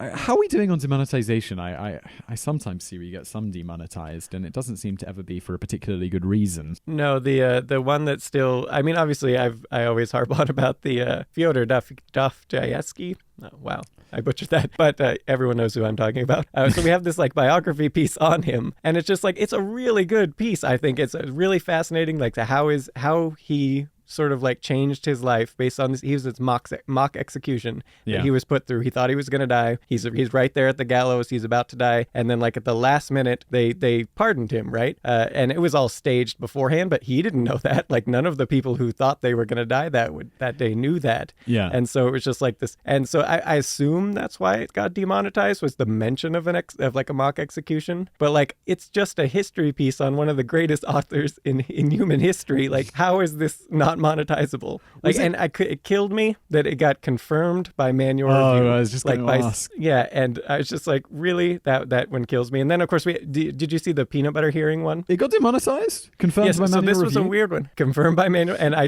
was like, really? This is like a court battle about peanut butter. Like, how is this not family friendly, monetizable? But the weird thing about that one is it got confirmed by manual review, and then I checked, and indeed it was still monetized. But like a week later, it was randomly monetized again, and I was like, like, so someone looked at it again, like at some point. It is a black box of mysteries. Yeah. That makes no sense. And I feel that even the ones where it's manually reviewed. Yeah, and it would be helpful if I understand a little bit why they don't, because they would get people arguing with them. But if they would just say what in it, because that would help us, like, to just know, like, what in there didn't you like, so we can guide our future, video production. But they don't say anything. Like, what is it? What happened here? There's been do you think, so for people who aren't YouTubers, basically there's a process, I'll just outline it in 30 seconds or less. You upload a video, you can put ads on it. And YouTube, because they have advertisers who they want to provide appropriate material to, they will do what's, an automatic review. So they'll quickly scan the video. I reckon maybe they go through the subtitles or the tags you use, or maybe they're auto-generated subtitles from speech recognition or the title and stuff.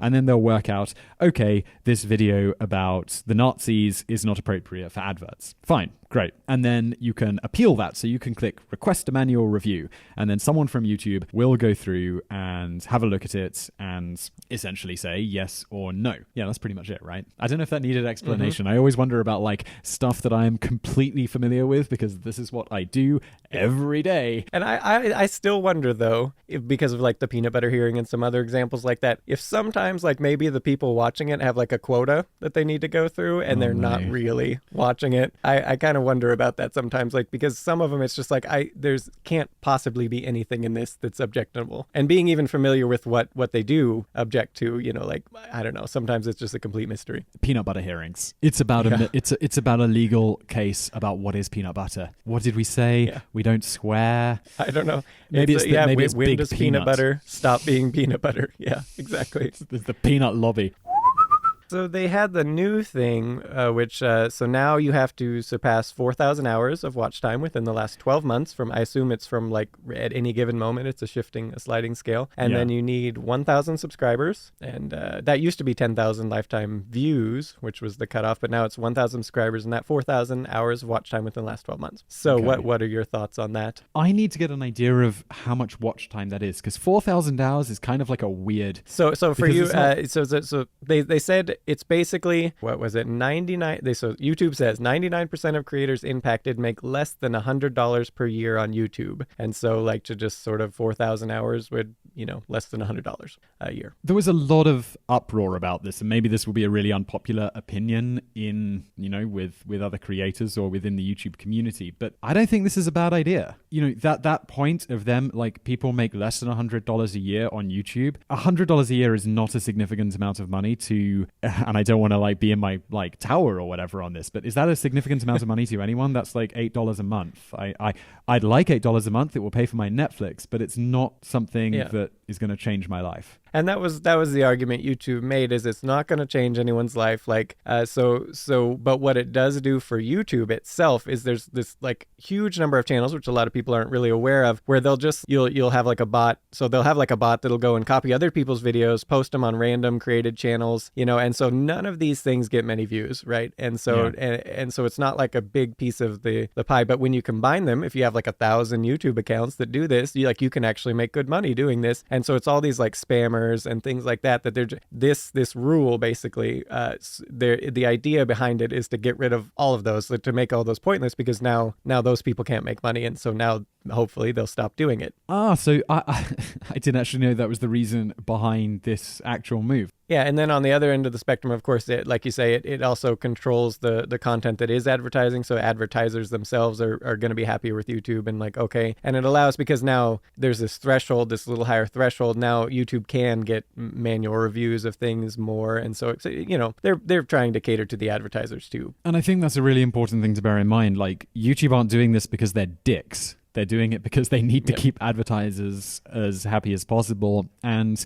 for people who are professional YouTubers or want to go professional, happy advertisers means better ad rates, which means a better career when you're talking money where you can actually do this for a living. And I think that's, and like I say, I don't want to be like the guy who does this for a career shooting on people who are trying. But I think once $100 a year is not a career. But then if you get those, that 1,000 subscribers and all of that stuff, then they'll reward you when it makes a difference. They're not going to cut off a significant income. And I would argue, and I think, this is something I do now, like since working on Today I Found Out, I've launched a couple of other channels. I won't even turn ads on in the beginning because in a way they discourage watch time and viewership, because if you're getting shown like an ad, that encourages people to click away. And it might not be many people who click away, but some. And then the way YouTube works, the more watch time you have, the better. And if you don't have adverts, then you're going to get a better watch time. And that's an advantage over people who do have adverts. So it can indeed help a channel at the beginning to not have adverts. And I can see though from the it's not going to affect anyone really that much, like that $100 a year, like you said, that, and that's like the peak, right? So most people are making much less. But I could see, like, for instance, when I first started making websites and stuff way back in the day, I don't know, early 2000s. So like that first time, like when you make like $1 in a day, like that dollar is like so motivating. You're just like, I made $1, doing you have other jobs. The dollar is nothing to you, but it's like that. It's almost like that little reward. And like, I literally remember the first time I made $20 in a day, and it was on like a Thanksgiving, and I didn't work that day. So I was like, I made $20 and it was Thanksgiving, and I didn't do anything. Right. And it was just like this huge, and I didn't even actually make the $20 total because I had a business partner. So he made 10 of it. But it was just like that $10 was like more, like I got more joy out of that than than the peak days sometimes now, when it's a career and there's just so much more. And so I could see like that's a psychological element for like the new channels starting out, like to not get that dollar, like to get to see that dollar. Like that's true. I think like having done this a while, you do get a little bit blind to it. It's like it is exciting where it's like record day, December the 14th, and we did like a ton of views, and it's like woo. But like, I get that psychological thing. I try more because, like we mentioned with January and the quarters and stuff, the finances are so up and down. But the views typically they're pretty stable and more representative of your channel and your work rather than what's going on in some big corporation somewhere and about how the guy in marketing's trying to blow their quarterly budget so he gets a renew for next quarter. That has nothing to do with you. But the views are much more like, okay, this is like, so I tend to focus on these now, and I'd encourage people to do that. It. I definitely nowadays get more excited about the subscribers and views and stuff. And I mean, like the sustainable income, like when the average is like, I get excited about that when the sustainable income goes up. But like the random burst, it's like, that's cool. But like, I can't really hire a new person off that because it'll just be gone, next month. Right. Once you've done a few months and you haven't dropped down below a certain level, that's nice. Yeah. Then you're like, okay, it's kind of unlikely now that it'll drop below this. But then you still always have that little bit of pessimism because then you just know, like those valleys, they happen in like the summer will hit or whatever, and views will cut in half and CPMs are awful in the summer. And it's just like, oh yeah, that'll happen. So you're like excited for now, but like it's coming. Like it's not always going to be green pastures. No, definitely not. Valleys and troughs. Sometimes. There's like the working online, the income is so random. It just like prepares you to be a little bit of a pessimist sometimes. Yeah, I don't know. Like financially, my attitude has always been, and I think this is something you probably share with me, is always live below your means. Like just because you made X amount of money in December does not mean you're going to make X plus 1 in January or even next December. So I'm always like, despite my like optimistic, chirpy nature, I'm a massive financial pessimist. I'm always like, I sock money away in the bank and I'm like, good. Okay. So if everything disappears tomorrow, I can survive a year and I can get something else together. It's like, yes. Okay. Mild and relief. I literally with the randomness, I do the exact same thing where it's just like, okay, so if I made nothing at all, like if I had to start over, like could I still live for a while, like long enough to where, because everything online, when you start a new YouTube channel, it might take a year or two, right? So you need like a very large buffer just in case, even though, I mean, you're not gonna have to start over really, but like, sometimes the earnings drop, it'll be just like a massive, like even like a 70% drop, and then it'll be a January and 70% drop in views, and like, then you don't make much that month, and so you have to be prepared for that. Yeah, you got to be ready. And to be honest, I mean, we can be absolutely transparent. This podcast is a move at diversification because YouTube, absolutely. It's like, thank you for listening, everyone. Hopefully at some point we'll have advertisers, and this will mean that this podcast is profitable in its own way, which means if YouTube just tomorrow are like, we're not doing advertising anymore, guys. We're just not into ads. It's all for free. Then it would be like, that sucks. But at least we've got this podcast. Exactly. And the more diversification you get on the income sources, of course, the more steady income comes in, which means the more people you can hire and kind of grow and make better content and stuff like that. So it's all kind of comes together. If you just have like one source of income online, like that's a really hard thing to then make those hires and stuff like that, and without risk of having to fire someone, which is awful. Yeah. Although I think we're quite cautious. There are friends of mine who would certainly be like, this is amazing. Look how well I'm doing. Let's hire 3 people. And it's like, dude, you started your business 3 months ago and yeah, it's doing great. But I mean, it's really fragile. It's built on sand. Yeah, I am way too cautious on that. And then you have like the Linus Tech Tips. I remember I was watching a thing when he first started. Like he hired 2 people and he didn't even have the money to pay them that month. And it was just like when he switched from the, I believe it was the NCI, whatever place he worked for that got him started on the videos. But it worked out. Like if I remember correctly, one of them was the marketer person to get ads. So that person was going to pay for everything. Wow. And it was gutsy, but look at where he is today. Like I definitely think I'm way too conservative. And this is why Linus is super successful. Yeah, exactly. And he's got that now. I love his videos, and he's got that huge warehouse / office and all this insane. So want that warehouse. Should we talk a bit about the other type of ads that happen, and that's I guess we'd call it sponsorships? Yeah, absolutely.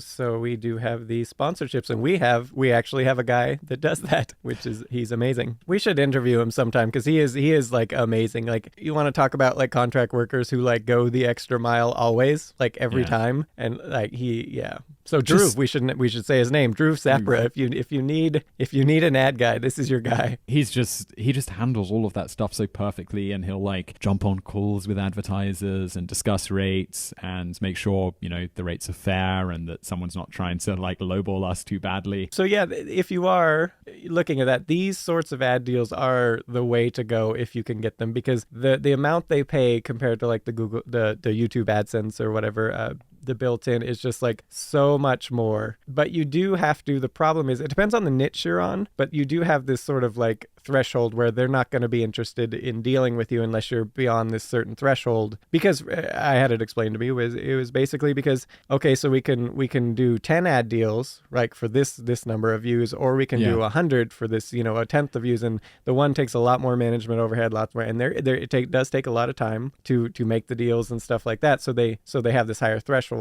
And especially for our industry. I was just going to say, I think, we can give just from my experience, and while I don't recommend it, I was on Top 10s, which is another channel I do. We were with a multi-channel network for a while, and so they gave us a bit of an insight into what sort of numbers you need to get to attract advertisers, and these have been reflected on our channel together. Today I found out, and that's that it's about 100K. You need to be able to guarantee 100,000 views within the first 30 days or 60 days, some like 60 days, but most like 30 to really sign a deal. And it's like you said, it's just about the fact that they don't want to manage 100 at 1,000 views. They want 1 at 100,000. Yeah, and I do think it depends on like the niche you're in. So like our education, again, like I said, it's not like Britannica's advertising. So we just kind of get the general ads. It's not super targeted, and so when you can get that targeted, you don't need nearly as many views. Like Drew even said, like certain channels, like the picture, the recipe that we talk about sometimes. Great, go subscribe to that channel. That you don't need it if you have like 10,000 subscribers, and you can start to get those deals because it's very targeted, and there are a lot of cooking advertisers. There's a lot of tech, like Linus Tech Tips, a lot of them, and they're perfectly happy. Their profit margins are good. They're perfectly happy to go ultra targeted and less views. But ours is just so general that we need a lot more views to get them. That's another thing we should definitely put in the YouTube chat section on this podcast in the future: niche versus non-niche. Whether you should what are the advantages of, say, a cooking channel over like a Today I Found Out, which is like you could probably get away with doing a video about cooking, equally how we could get away with doing a video about a Tesla. The ultimate non-niche random channel. Yeah, exactly. That like the tech is like the ultimate, because like we could have a 10th or a 20th of the views and probably make more, like on the other side, like the niche side. Yeah, exactly. So when you pick your niche, you should definitely consider that. But I think, one thing I have in mind about that is if you do pick a niche, it's going to be, it can cap what your ultimate potential to grow is. Absolutely. Today I found out I really feel, I don't know, sounds arrogant, but can really appeal to anyone. Like you could stick that, like I think that's why we see also people, like we have our videos on Emirates Airlines, which I always found super cool. And it's like, because it's the sort of content that anyone can tune into and probably at least enjoy a bit. It's really broad. Whereas Linus Tech Tips is an example. It's something I love. It's something you love because we're really into this. But if you put it on an Emirates airline, it's going to be like, that's a bit specific for most people. Exactly. And I do think the one thing we do that I think turns people off is we do go into that extra detail, that some people just like, okay, you've gone on a tangent now. Yeah. And it's like, well, that's what we do though. Like, and it's interesting to a certain type of person. And that's where we kind of like, but that's also what separates us because I don't think anyone else quite does it the way we do it. I agree. There's a lot of kind of, is vapid the right word? Content where it's just very surface level, very like, we talked about it before, but kind of here's what Wikipedia says on it, or here's what the first Google result says, and you've basically read it into a microphone and put it on YouTube. Whereas I feel we go super, super unnecessarily wildly deep. Deep, and then we go deep into the tangents that just kind of come up like one sentence here and like, oh, what about this is interesting, and then I'll go research deeply that, or kind of like this podcast. But I think that it's like our greatest strength and our greatest weakness at the same time, like as far as mass appeal. Absolutely. Coming back to the ads and integrated ads, did we really say what these are? Because I'm aware like many people might not even know what that is, but it's kind of instead of that 3-second skip ad at the beginning, or that interruption you get, basically what we're talking about when we're talking about sponsorships and how much how they pay so much better and stuff, and how you should definitely go after them if you can. That's basically that integrated one. So for example, what did I record yesterday? Blue Apron. So it's like Blue Apron will come along and it's like they send you the food, you cook up the food, you film a video, you taste the food, it's a really integrated, and then it's me or you talking about it in a video rather, and I think it's pretty clear the reason this pays more is it's because it's us talking about it. It's not like, oh, hey, you've just interrupted Simon to tell you about Windows 10. And it's like, okay. Yeah. Well, and I think it's also people understand that it's like an honest review. Like, well, at least I hope people understand that. Like, they don't really have a ton of guidelines. Like, certainly if you say something, they might reject the ad in the first place. But, like at the same time, they're pretty loose on what you can say. And some of them are like, just completely do whatever you want. Like, I don't care. Just, Those are my favorite ones. 'Cause it's like, just tell them what you think. If we really think you've been terrible to us, then we will ask you not to air it.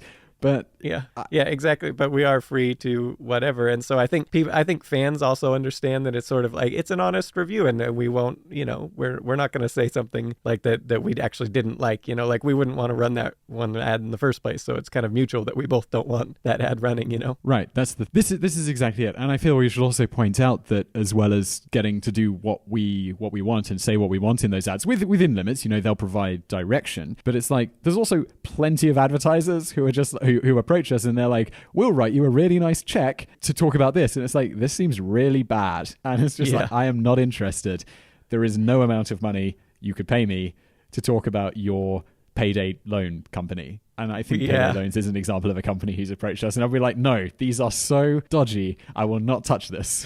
Or that, I think, Drew, did you get that email a little bit ago where he said it was like a lawyer group, and nothing wrong with lawyers, but it was the specific, like, personal injury, like sort of stereotype. Ambulance chasers. Like, yeah, exactly. It was like, and they were going to pay well to do it where, like, every personal injury suit that we do, like, you get a percentage or whatever. Like, it's like, no, it was like, no, I don't think we want, no, just no. And Drew was he was like, yeah, I'm pretty sure you're going to say no, but I just thought, here it is, just in case. And I like that because I genuinely feel every advertiser we work with, I am behind. I try it out. They send us stuff. I like it. It's like honest review advertising. Yeah. So, and that's why they pay extra, like you say. It's people get that. It's honest. And it's pretty fun. I love being sent free stuff as well.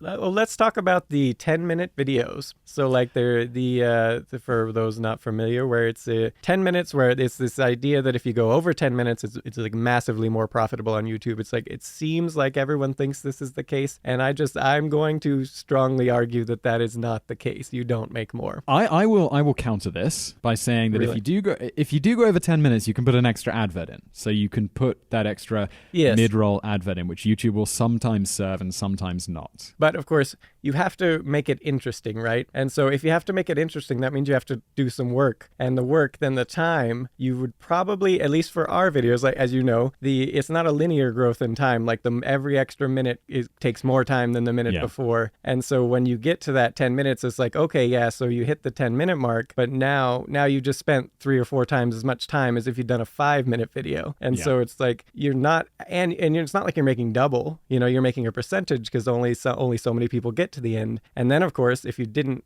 people like to watch the short videos and go all the way through, and then YouTube algorithm likes that. And then so you get the 10-minute video and less people do, so the video gets promoted less. And so at the end of the day, you would have been better off making 2 5-minute videos of great quality than 1 great quality 10-minute video. I 100% agree with that. And I think often when you've got because people will be aiming for that 10, 12-minute thing, the quality will drop off because they're just fluffing. They're like, okay, here's what I need to talk about. Let's fluff it out until it gets to 10 minutes. One of the funniest things I've ever seen on YouTube was, it was a PewDiePie video. Everyone knows him.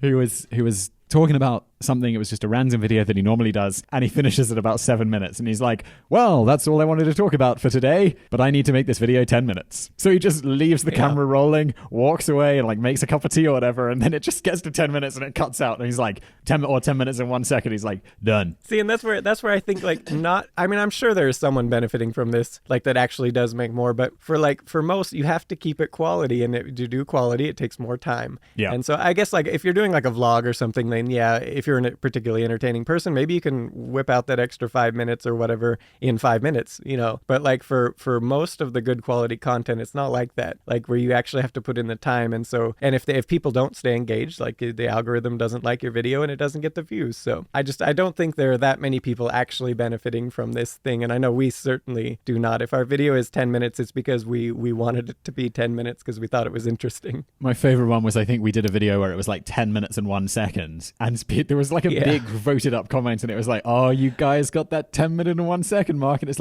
yeah, we've made 800 videos. One of them is going to be 10 minutes and 1 second. It's just how maths works. Yeah. Well, and the irony of there too is so many of our scripts are from things that were made before we even had a YouTube channel. Yes. So it's no, we were not considering this at all, ever. And we still, it's not even a thing that crosses my mind when I'm editing or when a person's writing. It's just it's not even a consideration. Yeah. I did want to mention there, because there's 2 schools of thought or multiple ideas around it. So you have watch time, right? And if you've got a 10-minute video and say your watch time is 50% or your watch percentage 50%, you get 5 minutes, and then you get 5 minutes of people not watching it. And then if you've got a 5-minute video and it's got a watch time of, say, 70%, because it's shorter, less people are going to drop off over time, you've got, what is that, 3 point something minutes. The argument would be that YouTube doesn't punish you for not watch time. So if you have a video that's 40 minutes long and someone watches 20 minutes of it, that's better than a 10-minute video that someone watches 9 minutes of. And obviously this can change, and YouTube's algorithm is a secret. But I believe as of early 2018, that's the kind of where thinking is around their algorithm. So there is also that argument that longer videos, just because people are less likely to turn off, maybe does have an advantage, but it does encourage people to make kind of boring content. Yeah, we'll see. We'll have more. We don't do super long videos very often, so with these podcasts, perhaps if we post, we'll get some more data and see actually how this is working. Yeah, how things are affected. Average watch time on your podcast, 10%. That's true, because other things we don't get to see how long. We just see download numbers on podcasts, so we don't get to see how long people are actually listening. And so the YouTube will actually give us some indication of all right, did everybody switched off? Although I think the advantage of podcasts over YouTube is I am far more likely to turn off a YouTube video than I am a podcast, because a podcast, I'll be on a long drive, I'll be on a long run or something like that, and I'll be I'll stick with it. It's not the most entertaining thing in the world, but I need something in my ear for the next hour. and I'm not going to get out my phone. I'm not going to have an accident to change it. Mm-hmm. Yeah, we will see. We will see. I'm curious to see how this podcast goes. Anything else for the YouTube section? Premium ads. If anyone actually knows how you get accepted to that, please leave a comment in the forum or email us. Did I tell you I asked our YouTube rep about this? Really? What? Yeah, I I asked Michelle, and she said it's a different division to what she does, and it's a really unsatisfying answer for people listening. It was very much a situation of, we'll call you. Yeah. All right, then. But I think you need to be like in the top 5. But how do you rank? Like, surely we're in the top 5% of YouTubers. I would think in watch time. Certainly not in the subscribers or whatnot, but I got to think of watch time. We got to be up there just because of the daily videos, right? Like our views are way less than like a typical top 5%er, but because we do it every day, like I would think that it just adds up. I have no idea though. But it also matters how are you defining that 5%, because if we include everyone who has a YouTube channel, we're in the top 5%.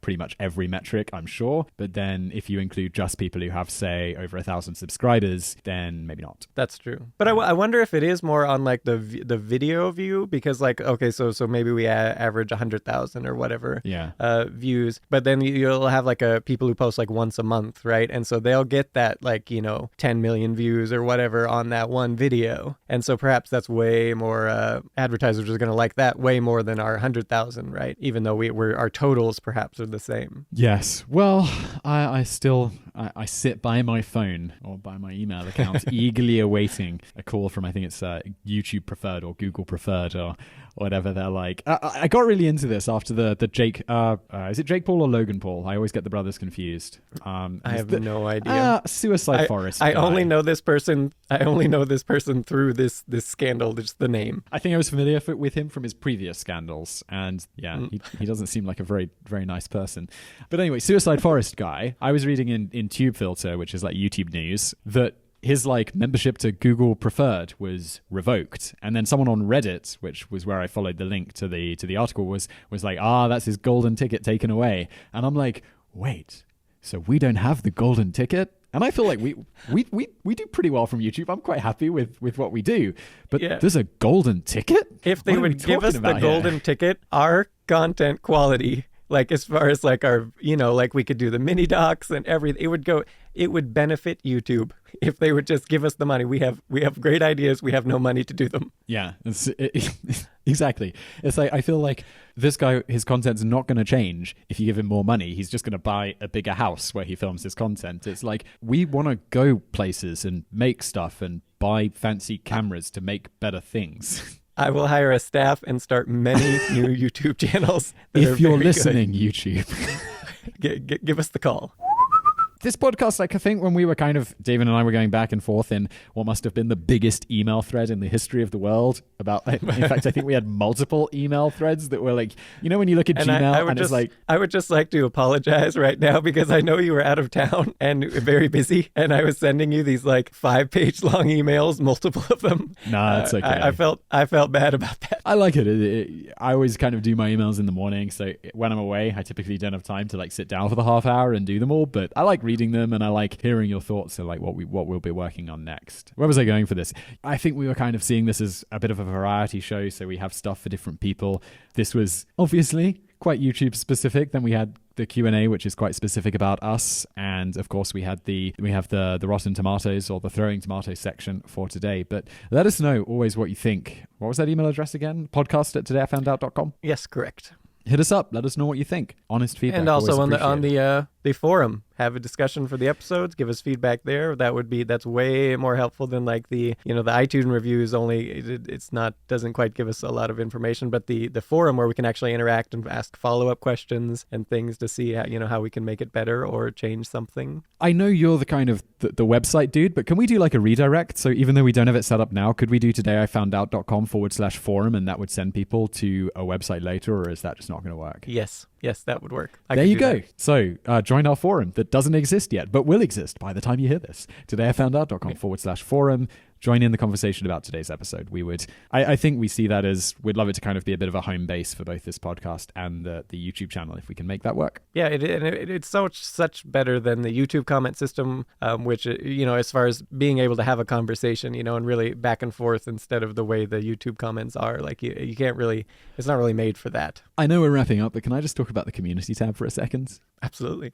So they introduced this new feature. It's called Community Tab, where you can send a message to your fans. And it's actually amazing because everyone sees this message, which is super unusual for YouTube because normally they just try to hide everything you send to people as much as possible. So you could send this out and then there's like a comments thread below. And so people can reply to your thing. So I think I sent out like, hey, what did you think about this video or something? And people were like, oh, it was really good, blah, blah, blah. I thought this. And it's like, hey, did you think about covering this? And then I will reply to that. And then that's as far as you can go. There is no more depth to that conversation tree. And I was like, on the phone with Michelle at YouTube, and she's like, that does seem like a bug. I'm not sure why that's like that. Let me see if it's like that on other people's channels. And she's like, it's like that on everyone else's channel. I need to speak to someone about this.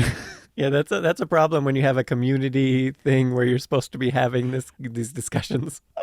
So, forum, always better. Join us on our forum, todayifoundout.com/forum. Send us direct feedback, podcast@todayifoundout.com. How often are we doing this? Every 2 weeks? Every 1 week? I think we were every thinking day? Every 1 week. Yeah, every 1 week at first, but I don't know if long-term that would be doable, at least long-term, assuming people still want the Today I Found Out channel itself to run. Yes. Like, I don't know. You need new content, and that takes a lot of time. So, but long-term, probably every other week, but for in the beginning, maybe every week, just to kick it off. Exceptional. I'm excited. This was fun. More of this in the future. I bet today, if 5 people in a theatre of 100 people started tearing up the chairs, other people would get involved fairly quick.